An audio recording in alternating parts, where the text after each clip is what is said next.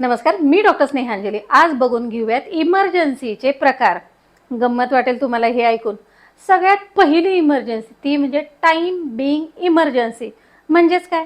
Doctor आम्हाला आत्ता वेळ मिळालाय, आत्ताच येणार ना, आम्ही काही रिकामी आहेत का दवाखान्यात उगीच येऊन बसायला? दुसरी emergency to do favour emergency. म्हणजेच काय? उपकार करताय का? पैसे घेताय ना, तुम्ही तपासलंच पाहिजे।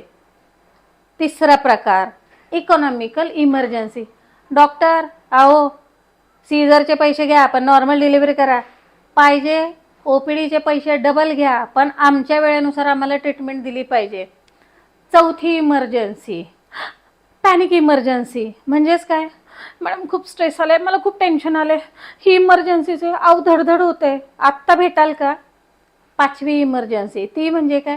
Religious emergency. मॅडम सणवार आलेत, पूजा आहे, दिवाळी आहे, दसरा आहे, आमची डेट पोस्टपोन झाली पाहिजे। अहो ही सुद्धा इमर्जन्सीच आहे, घरात नाही चालत अहो। सहावी इमर्जन्सी ती म्हणजे जेन्युइन इमर्जन्सी, ज्याला वेळ काळ सणवार पैसा अडका काहीही लागत नाही, ज्या इमर्जन्सीसाठी आम्ही डॉक्टर लोक आहे तिथून कुठेही पळत येतो, म्हणजे जेन्युइन इमर्जन्सी। मैत्रिणींनो, मला एकच सांगायचं आहे, ते म्हणजे काय? आमचीही पर्सनल लाईफ असते, आम्हालाही मुलं असतात, आम्हालाही आमचा संसार असतो, आमचं वैयक्तिक आयुष्य असतं, आम्हालाही गरजेनुसार रेस्ट लागते। प्रत्येक वेळेला पैसा हाच महत्त्वाचा नसतो, समजून घ्या। धन्यवाद।